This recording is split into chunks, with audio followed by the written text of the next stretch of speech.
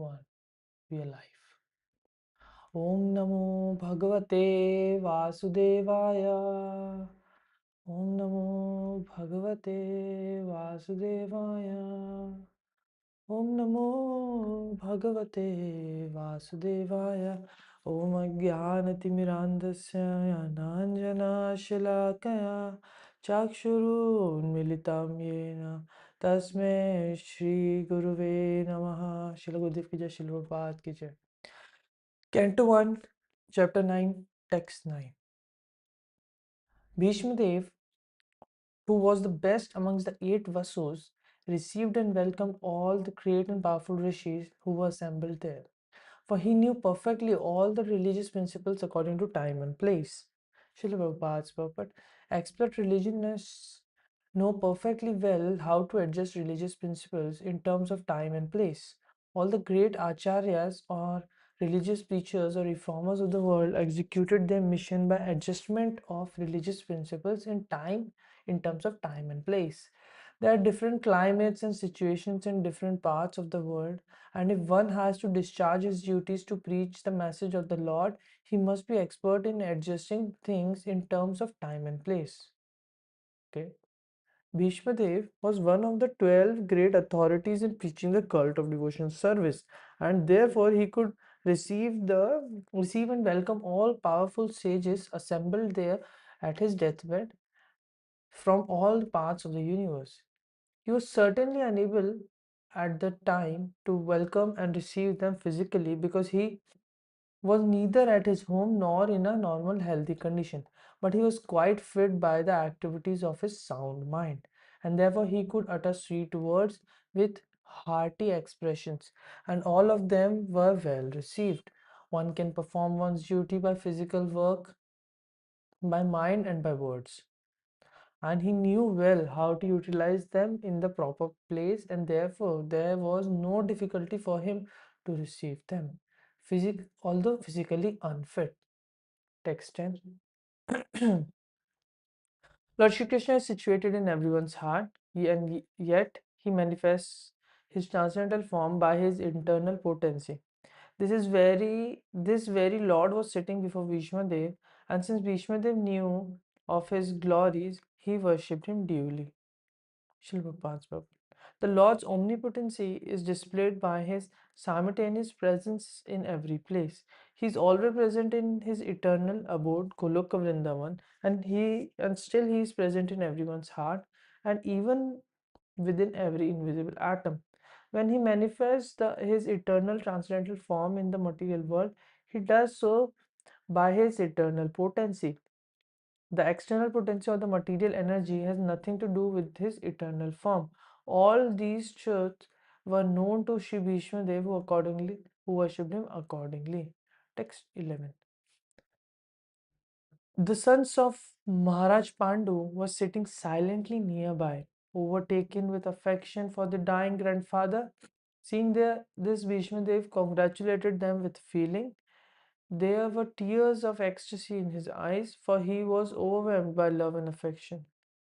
Shivpat's purport. When Maharaj Pandu died, his sons were all small children, and naturally they were brought up under the affection of elderly members of the royal family, specifically by Bhishma Dev.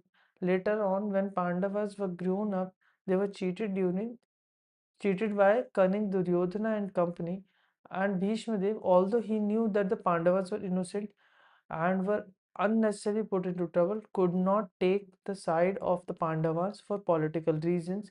At the stage of his life when Bhishma Dev saw the most exalted grandsons headed by Maharaj Yudhishthira sitting very gently at his side, the great warrior grandfather could not check his loving tears, which were automatically flowing from his eyes. He remembered the great tribulations suffered by his most pious grandsons. Certainly, he was the most satisfied man because of Yudhishthir's being enthroned in place of Duryodhan, and thus he began to congratulate them. Text 1. Bhishma Dev said, okay. Oh, what terrible suffering and what terrible injustice you good souls suffer for being the sons of the religion personified. You did not deserve to remain alive under those tribulations, yet you were protected by the Brahmanas, God, and religion. Maharaj Yudhishthira was disturbed due to the great massacre in the Battle of Kurukshetra. Bhishma Dev could understand this, and therefore he spoke first of the terrible sufferings of Maharaj Yudhishthira. He was put into difficulty by injustice only, and the Battle of Kurukshetra was fought just to counteract his injustice. Therefore, he would not regret the great massacre. He wanted to point out particularly that they were always protected by the Brahmanas and the law and the religious principles. As long as they were protected by these three important items, there was no cause of disappointment. Thus, Bhishma Dev encouraged Maharaj Yudhishthir to dissipate his despondency as long as person is fully in cooperation with the wishes of the Lord, guided by the bona fide Brahmanas and Vaishnavas, and strictly following religious principles. One has no cause of despondency, however, trying the circumstance of life. Sorry. However, trying the circumstance of life.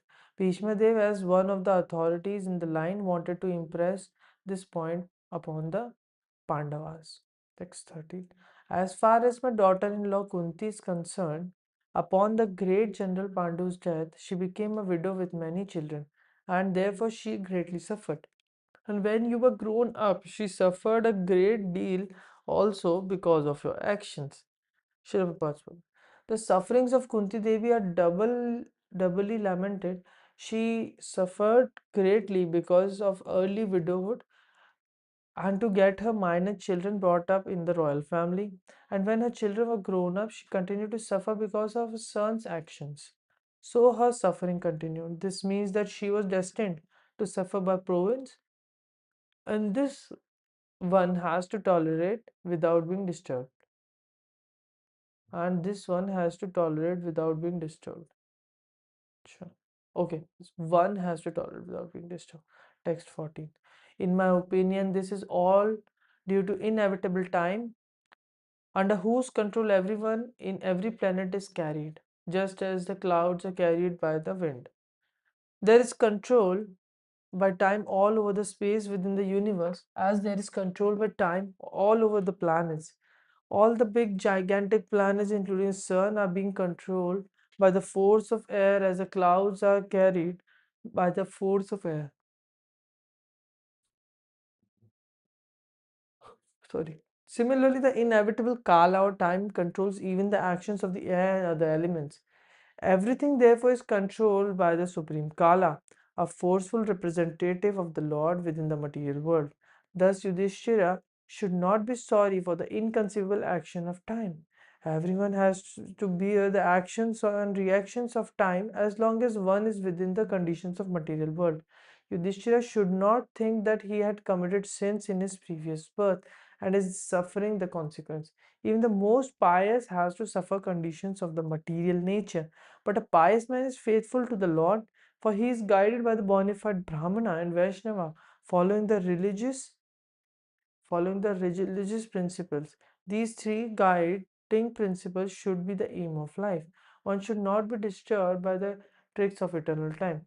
Even the great controller of the universe, Brahmaji, is also under the control of that time. Therefore, one should not grudge being thus controlled by time despite being a true follower of religious principles. Text 15. Oh, how wonderful is the influence of inevitable time! It is irreversible. Otherwise, how can there be reverses in the presence of the king Yudhishthira, the son of the demigod controlling the religion? Bhima, the great fighter with a club, the great bowman Arjuna with his mighty weapon Gandiva, and above all, the Lord, the direct well-wisher of the Pandavas, Srila Prabhupada. As far as material or spiritual resources are required, there were no scarcity in the case of the Pandavas. Materially, they were well equipped between the two great warriors, namely Bhima and Arjuna, were there. Spiritually, the king himself was the symbol of religion, and above all of them, the personality of Godhead, Lord Sri Krishna, was personally concerned with the affairs as the well-wisher. And yet, there were so many reverses on the side of the Pandavas. Despite the power of pious acts, the power of personalities, the power of the expert management, and the power of the weapons under the direct supervision of the Lord Krishna, the Pandavas suffered so many practical reverses which can only be explained as due to the influence of Kala, inevitable time. Kala is identical with the Lord himself, and therefore the influence of Kala indicates the impeccable wish of the Lord himself. There is nothing to be lamented when a matter is beyond the control of any human being. Text 16. O king, no one can know the plan of Lord Shri Krishna. Even the great philosopher inquire exhaustively, they are bewildered. Shiva Prabhupada. The bewilderment of Maharaj Yudhishthir over his past sinful acts and the resultant sufferings, etc., is completely neglected by great authority Bhishma, one of the 12 authorized persons. Bhishma wanted to impress upon Maharaj Yudhishthir that since time immemorial, no one, including such demigods as Shiva and Brahma, could ascertain the real plan of the Lord. So, what can we understand about it? It is useless also to inquire about it. Even the even the exhaustive philosophical inquiries of sages cannot ascertain the plan of the Lord. The best policy is simply to abide by the orders of the Lord without argument. The sufferings of the Pandavas were never due to their past deeds. The Lord had to execute the plan of establishing the kingdom of virtue, and therefore his own devotees suffered temporarily in order to establish the conquest of virtue. Bhishma was certainly satisfied by seeing the triumph of virtue, and he was glad to see King Yudhishthira on the throne, although he himself fought against him. Even a great fighter like Bhishma could not win the battle of Kurukshetra because the Lord wanted to show that vice cannot conquer virtue. Regardless of who tries to execute it, Bhishma was a great devotee. So, was a great devotee of the Lord, but he chose to fight against the Pandavas by the will of the Lord because the Lord wanted to show that a fighter like Bhishma cannot win on the wrong side. Um, I have a point about this I'll make later. 17. O best among the descendants of Bharata, Yudhishthira, I maintain, therefore, that all this is within the plan of the Lord. Accepting the inconceivable plan of the Lord, you must follow it. You are now appointed administrative head, and my Lord, you now should take care of those subjects who are now rendered helpless. Purport.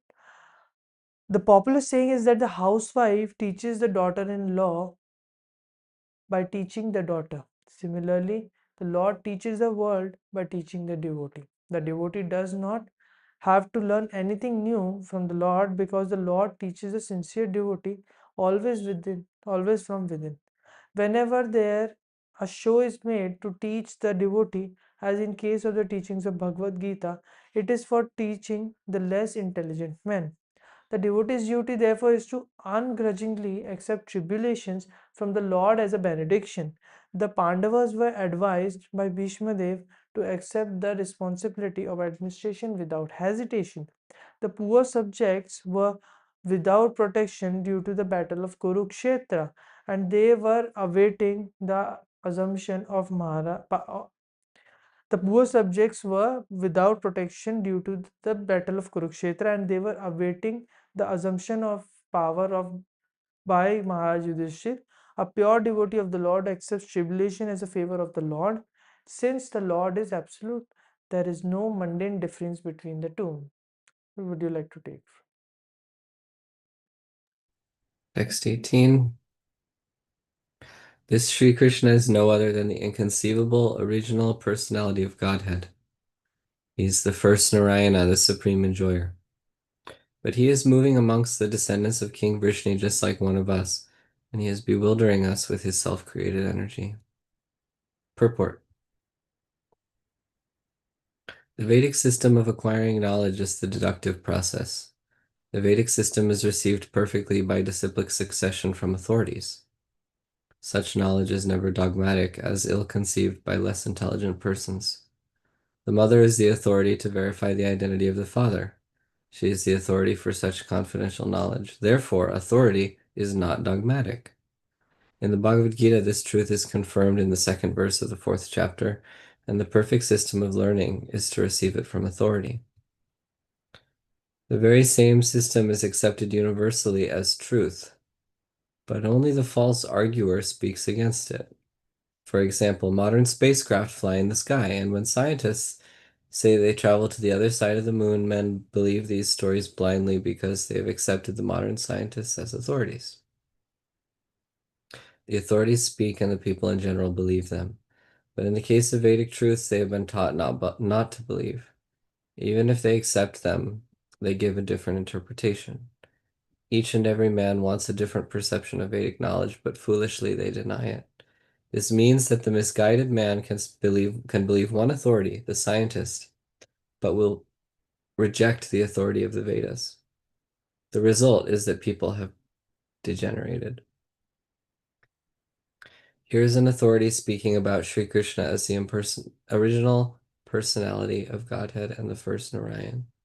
Even such an impersonalist as Acharya Shankar has said in the beginning of his commentation on the Bhagavad Gita that Narayana, the personality of Godhead, is beyond the material creation. The universe is one of the material creations, but Narayana is transcendental to such material paraphernalia. Bhishma Dev is one of the 12 Mahajans who know the principles of transcendental knowledge. His confirmation of Lord Sri Krishna's being the original personality of Godhead is also corroborated by the impersonalist Shankara. All other acharyas have also confirmed this statement, and thus there is no chance of not accepting Lord Sri Krishna as the original personality of Godhead. Bhishma Dev says that he is the first Narayan. This is also confirmed by Brahmaji in the Bhavatam, Canto 10, Chapter 14, verse 14. Krishna is the first Narayana. In the spiritual world, Vaikuntha, there are unlimited numbers of Narayanas who are all the same personality of Godhead and are considered to be the plenary expansions of the original personality of Godhead, Sri Krishna. The first form of the Lord, Sri Krishna, first expands himself as a form of Baladev. And Baladev expands in so many other forms, such as Sankarshan, Pradyumna, Aniruddha, Vasudev, Narayan, Purusha, Rama, and Narsimha. All these expansions are one and the same Vishnu Tattva, and Sri Krishna is the original source of all the plenary expansions. He is therefore the direct personality of Godhead. He is the creator of the material world, and he is the predominating deity known as Narayana in all the Vaikuntha planets. Therefore, his movements amongst human beings are another sort of bewilderment. The Lord therefore says in the Bhagavad Gita that foolish persons consider him to be one of the human beings without knowing the intricacies of his movements. The bewilderment regarding Sri Krishna is due to the action of his twofold internal and external energies upon the third one, called marginal energy. The living entities are expansions of his marginal energy, and thus they are sometimes bewildered by the internal energy and sometimes by the external energy. By internal energetic bewilderment, Sri Krishna expands himself into unlimited numbers of Narayanas and exchanges or accepts transcendental loving service from the living entities in the transcendental world. And by his external energetic expansions, he incarnates himself in the material world amongst the men, animals, or demigods to re-establish his forgotten relation with the living entities in different species of life. Great authorities like Bhishma, however, escape his bewilderment by the mercy of the Lord. 19. O King, Lord Shiva, Narada, the sage amongst the demigods, and Kapila, the incarnation of Godhead, all know very confidentially about his glories through direct contact. Srila Prabhupada's purport. Pure devotees of the Lord are all Buddhas, or persons who know the glories of the Lord in different transcendental loving services. As the Lord has innumerable expansions of his plenary form, There are innumerable pure devotees of the Lord who are engaged in the exchange of service of different humors. Ordinarily, there are 12 great devotees of the Lord, namely Brahma, Narada, Shiva, Kumara, Kapila, Manu, Prahlad, Bhishma, Janaka, Shukadev Goswami, Bali Maharaj, and Yamaraj. Bhishma Dev, although one of them, has mentioned only 3 important names of the 12 who know the glories of the Lord. Srila Vishwanath Chakravarti Thakur, one of the great acharyas in the modern age, explains that Anubhav, or the glory of the Lord, is first appreciated by the devotee in ecstasy, manifesting the symptoms of perspiring, trembling, weeping, bodily eruptions, etc., which are further enhanced by steady understanding of the glories of the Lord. Such different understandings of bhavas are exchanged between Yashoda and the Lord, binding the Lord by ropes, and in the chariot driving by the Lord in the exchange of love with Arjuna. These glories of the Lord are exhibited in his being subordinated before his devotees, and that is another feature of the glories of the Lord. Shukadev Goswami and the Kumaras, although situated in the transcendental position, became converted by another feature of bhava and turned into pure devotees of the Lord. Tribulations imposed upon the devotees by the Lord constitute another exchange of transcendental bhav between the Lord and the devotees. The Lord says, I put my devotee into difficulty, and thus the devotee becomes more purified in exchanging transcendental bhav with me. Placing the devotee into material troubles means delivering him from the illusory material relations. The material relations are based on reciprocation of material enjoyment, which depends mainly on material resources. Therefore, when material resources are withdrawn by the Lord, the devotee is 100% attracted toward the transcendental loving service of the Lord. Thus, the Lord snatches the fallen soul from the mire of material existence. Tribulations offered by the Lord to his devotee are different from the tribulations resulting from vicious action. All these glories of the Lord are especially known to the great Mahajanas, like Brahma, Shiva, Narada, Kapila, Kumara, and Bhishma, as mentioned above, and one is able to grasp it by their grace. 20.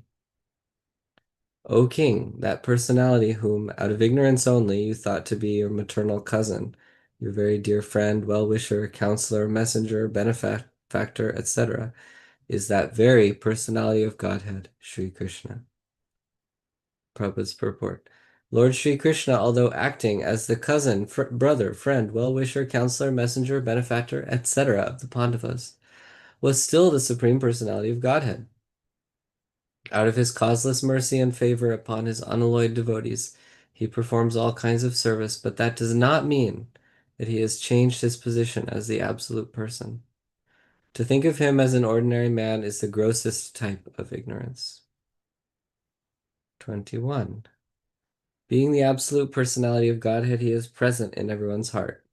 He is equally kind to everyone, and he is free from the false ego of differentiation. Therefore, whatever he does is free from material inebriety.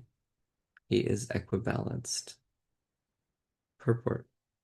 Because he is absolute, there is nothing different from him. He is Kaivalya. There is nothing except himself. Everything and everyone is the manifestation of his energy, and thus he is present everywhere by his energy being non-different from it. The sun is identified with every inch of the sun rays and every molecular particle of the rays. Similarly, the Lord is distributed by his different energies. He is Paramatma, or the Supersoul, present in everyone as the supreme guidance, and therefore he is already the chariot driver and counsel of all living beings. When he therefore exhibits himself as chariot driver of Arjuna, there is no change in his exalted position. It is the power of devotional service only that demonstrates him as the chariot driver or the messenger. Since he has nothing to do with the material conception of life, because he is absolute spiritual identity, there is for him no superior or inferior action. Being the absolute personality of Godhead, he has no false ego, and so he does not identify himself with anything different from him. The material conception of ego is equibalanced in him. He does not feel, therefore, inferior by becoming the chariot driver of his pure devotee. It is the glory of the pure devotee that only he can bring about service from the affectionate Lord. 22. Yet, despite his being equally kind to everyone, he has graciously come before me while I am ending my life, for I am his unflinching servitor. Prabhupada's purport. The Supreme Lord, the absolute personality of Godhead Sri Krishna, although equal to everyone, is still more inclined to his unflinching devotee who is completely surrendered and knows no one else as his protector and master. Having unflinching faith in the Supreme Lord as one's protector, friend, and master is the natural condition of eternal life. A living entity is so made by the will of the Almighty that he is most happy when placing himself in a condition of absolute dependence. The opposite tendency is the cause of fall down. A living entity has this tendency of falling down by dint of misidentifying himself as fully independent to lord it over the material world. The root cause of all troubles is there in false egotism. One must draw towards the Lord in all circumstances. The appearance of Lord Krishna at the deathbed of Bhishmaji is due to his being an unflinching devotee of the Lord. Arjuna had some bodily relation with Krishna because the Lord happened to be his maternal cousin, but Bhishma had no such bodily relation. Therefore, the cause of attraction was due to the intimate relation of the soul. Yet because the relation of the body is very pleasing and natural, the Lord is more pleased when he is addressed as the son of Maharaj Nanda, the son of Yashoda, the lover of Radharani.